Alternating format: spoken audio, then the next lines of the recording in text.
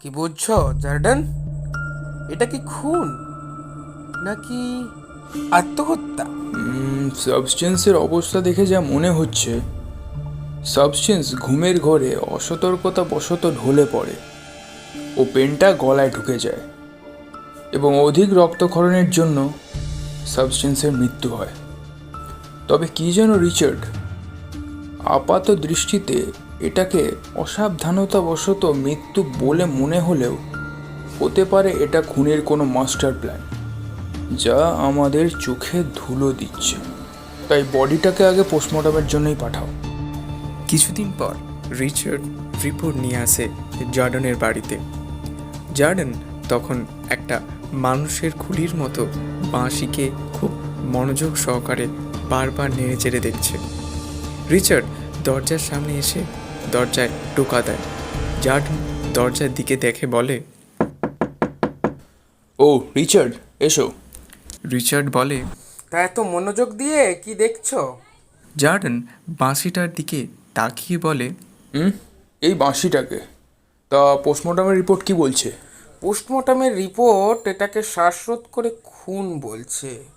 ও পরে ওই পেনটাকে জোরপূর্বক গলায় ঢোকানো হয়েছে, এটাই হলো পোস্টমর্টমের মতামত।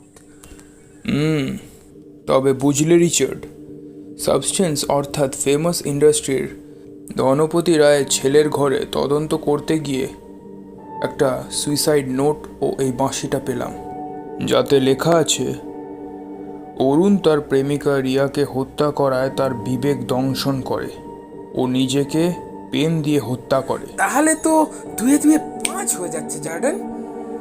রিচার্ড, এই এক্সট্রা এককে সরালেই বাকি হিসেবটা মেলানো যাবে। আপাতত এখন চলো আমরা অরুণের বেস্ট ফ্রেন্ড তিয়াসের বাড়ি যাব। চলো।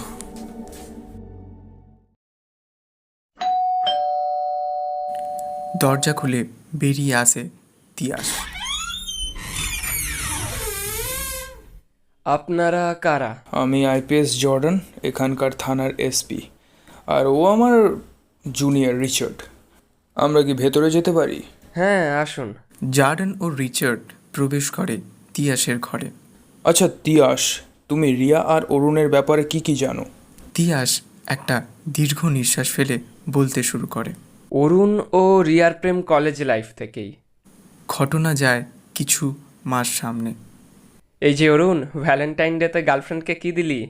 আর বলিস না রে তিয়াস, ভ্যালেন্টাইন ডেতে তোর বন্ধু আমাকে কোথা থেকে একটা শুকনো গোলাপ দিয়ে বলল হ্যাপি ভ্যালেন্টাইন ডে। সে গোলাপের না আছে গন্ধ, না আছে বর্ণ। এ কি রে, শেষে কিনা শুকনো গোলাপ?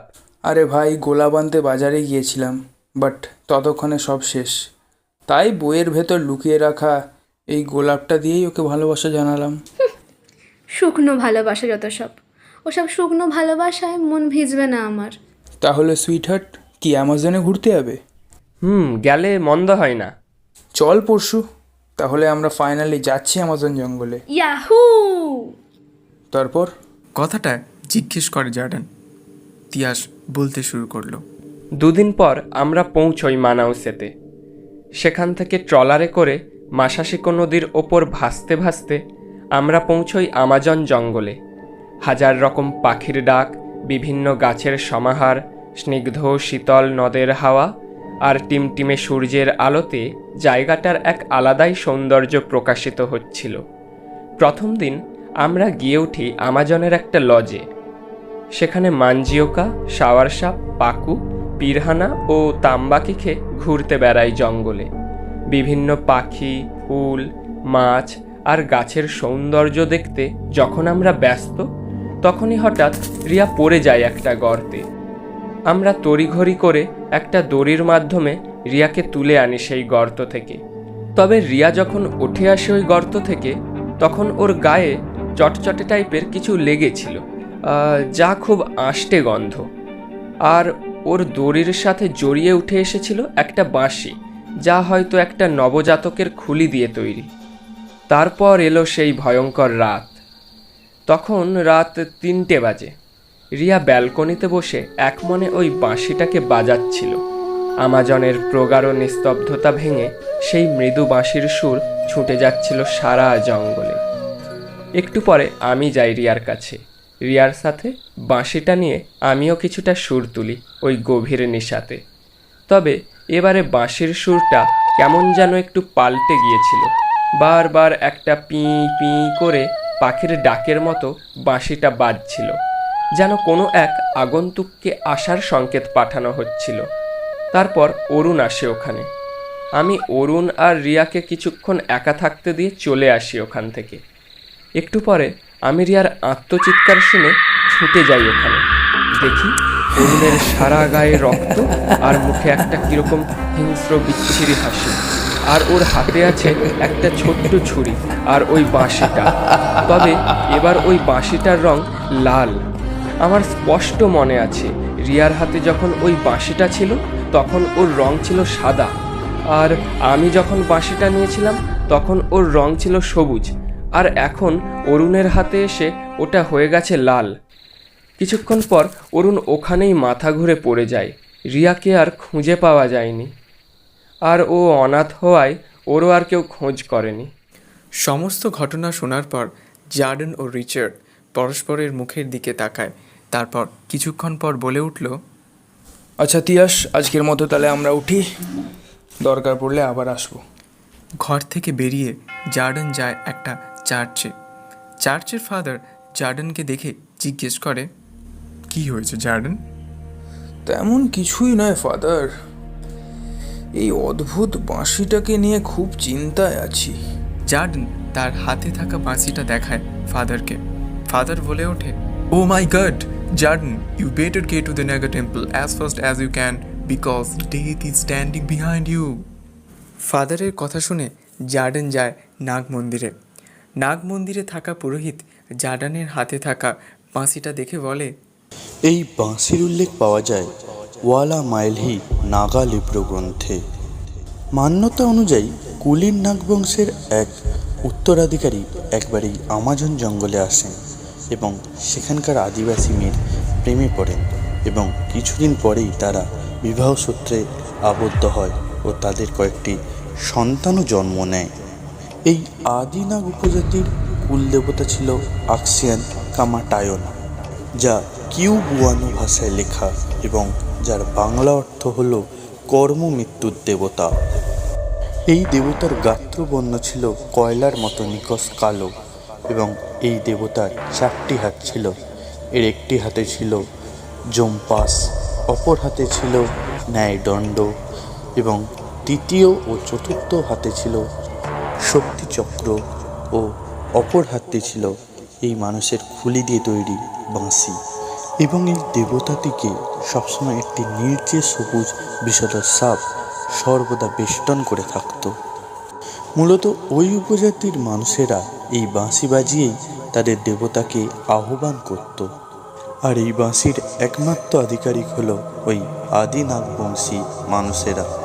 সেই আদি নাগবংশী মানুষ ছাড়া যদি অন্য কোনো মানুষ এই বাঁশিটি পায় এবং তার মন যদি কলুষিত থাকে, তাহলে বুঝতে হবে মৃত্যু স্বয়ং তাকে নিতে এসেছে। তবে মানুষের মন অনুযায়ী এই বাঁশিরও রং বদলায়। যদি কোনো মানুষের মন নিষ্পাপ থাকে, তাহলে এই বাঁশির রং হয় সাদা। আর ওই মানুষটারই মন যদি প্রেম দ্বারা পরিপূর্ণ থাকে, তবে এই বাঁশির রং হয় সবুজ। কিন্তু সেই মানুষই যদি সর্বদা হিংসা ও অহংকার দ্বারা পরিপূর্ণ থাকে তবেই বাঁশির রং হয় লাল। আর এই বাঁশি যখন কোনো সাধারণ মানুষের হাতে থাকে তখন সে তার সামনে দাঁড়িয়ে থাকা আদি নাগবংশীকে অর্ধ মানব ও অর্ধ নাগ রূপে দেখতে পাবে। তবে কি জানো তো জার্ডন, এই আকসিয়ান কামাটায়ান দেবতা গলার বাকযন্ত্র ভেঙে গলার রক্ত নিয়ে প্রতিশোধ নেয়। কথা বলতে বলতে পুরোহিতের চোখ যায় জার্ডানের হাতে বাঁশিটি তখনও রক্তাক্ত লাল হয়েই জার্ডানের হাতে প্রকাশিত হচ্ছে। পুরোহিত জিজ্ঞাসা করে, আচ্ছা জার্ডন, তুমি কোনো অপকর্ম করনি তো? জার্ডন কিছুটা ঘাবড়ে গিয়ে বলে, কি যাতা বলছেন আপনি? যাই হোক, আমার যেটুকু জানার ছিল আমি জেনে নিয়েছি। এখন আমি আসছি। জার্ডন হন্তদন্ত হয়ে বেরিয়ে যায় মন্দির থেকে। রাত্রেবেলা ডিনারের পর কিছুটা ড্রিঙ্ক করেই ঘুমায় জার্ডন। মাঝরাত ঘরের মধ্যে ফ্যানটা যেন একটু বেশি জোরে ঘুরছে। জার্ডনের কপালে বিন্দু বিন্দু ঘাম ঝরতে শুরু করেছে। ঘুমের মধ্যে জার্ডন দেখতে পায় এক অর্ধ নাগিন অর্ধ মানবী জার্ডনকে বলে, আমাকে চিনতে পারছো জার্ডন? আমি রিয়া, তোমার সাসপেক্টের হত্যাকারী। কি করব বলো, সে যে আমার নাগিন রূপ দেখে আমাকে যে ছুরি দিয়ে গলা কেটে হত্যা করেছিল, তাই আমিও আমার মৃত্যুর পর তার গলা টিপে গলার রক্ত নিয়ে তাকে হত্যা করলাম। কিন্তু জার্ডন, তোমার মনে পড়ে তুমি একবার রাস্তা দিয়ে যাওয়ার সময় একটা সাপকে গাড়িতে পিষে মেরেছিলে?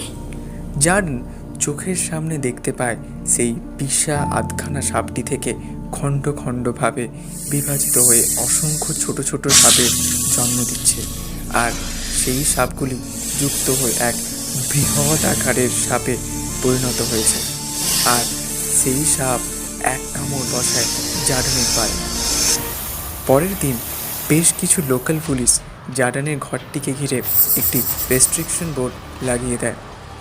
খবরে বেরায় বিখ্যাত দুধে গোয়েন্দা তথা এসপির মৃত্যু হয়েছে কোনো এক অজ্ঞাত কারণে। আর সেই বাঁশিটি হস্তান্তরিত হয় আরও এক অফিসারের হাতে।